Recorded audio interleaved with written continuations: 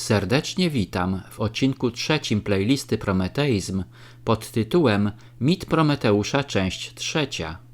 W poprzednim drugim odcinku opowiedziałem o rozprzestrzeniającej się idei prometejskiej poza granice Polski oraz zaangażowaniu rządu Piłsudskiego w działalność skierowaną przeciwko Rosji. W tym odcinku opowiem, jak wyglądał rozwój tego ruchu po 1945 roku. Po 1945 roku idea prometejska przetrwała w Maison Laffitte pod Paryżem dzięki Jerzemu Giedroyciowi, który w latach 30. przez pewien czas był związany z tym ruchem. Propagowana przez Giedroycia doktryna ULB Ukraina, Litwa, Białoruś oznaczała uregulowanie zaszłości historycznych i kwestii granicznych, a także doktrynalne powiązanie kwestii niepodległości Polski z niepodległością naszych wschodnich sąsiadów. Jej odzwierciedleniem było również uchwalone na pierwszym zjeździe NSZ Solidarność w 1981 roku posłanie do ludzi pracy Europy Wschodniej. Z informacji tych wynika, że po 1945 roku propagatorem prometeizmu w Paryżu był Jerzy Giedroyć, który wiązał niepodległość Polski z niepodległością wschodnich sąsiadów. Ideę tą popierała również NSZ Solidarność. Podstawowy cel międzywojennego prometeizmu oraz powojennego programu paryskiej kultury został osiągnięty wraz z rozpadem Imperium Zła w 1991 roku. Wciąż aktualne pozostaje jednak zadanie wspierania niepodległości nowych państw powstałych na tym obszarze.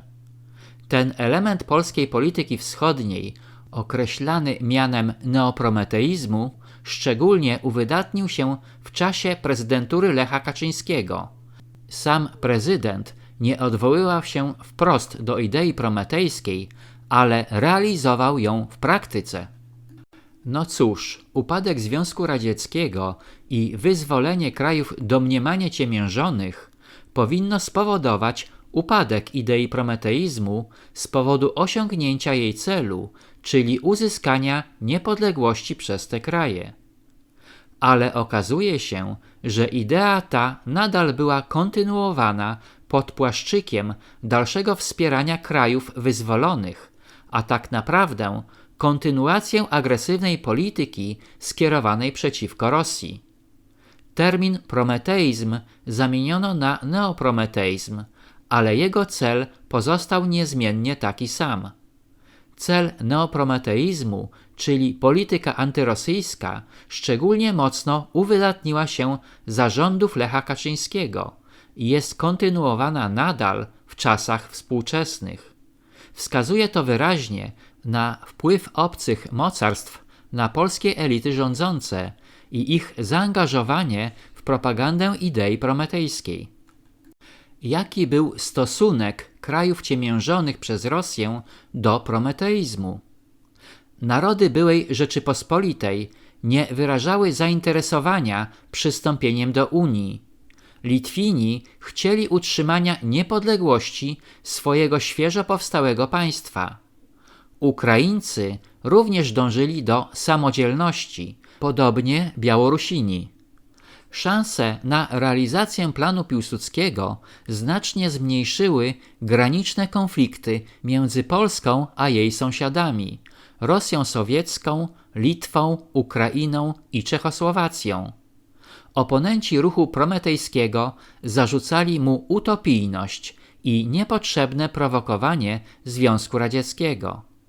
Informacje te potwierdzają, że idea prometejska okazała się utopią, ponieważ ani Litwini, ani Ukraińcy, ani Białorusini nie byli zainteresowani przystąpieniem do Unii. Kraje wschodnie dążyły do samodzielności. Na podstawie przedstawionego materiału wysnułem 3 wnioski wyostrzające kontury obrazu Polski międzywojennej w kontekście polityki prowadzonej przez ówczesne, jak i współczesne elity rządzące. Wniosek pierwszy.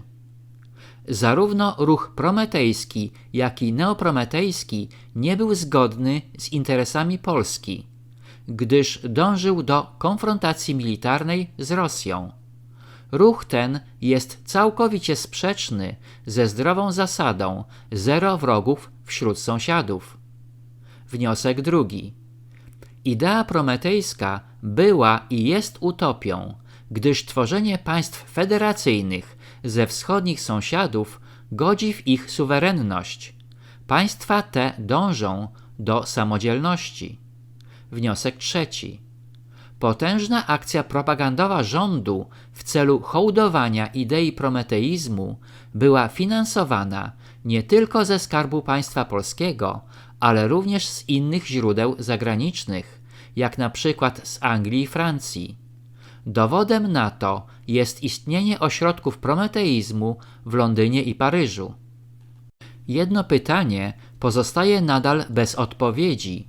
Kto jeszcze i dlaczego mógł być zainteresowany w propagowaniu idei prometejskiej czy neoprometejskiej?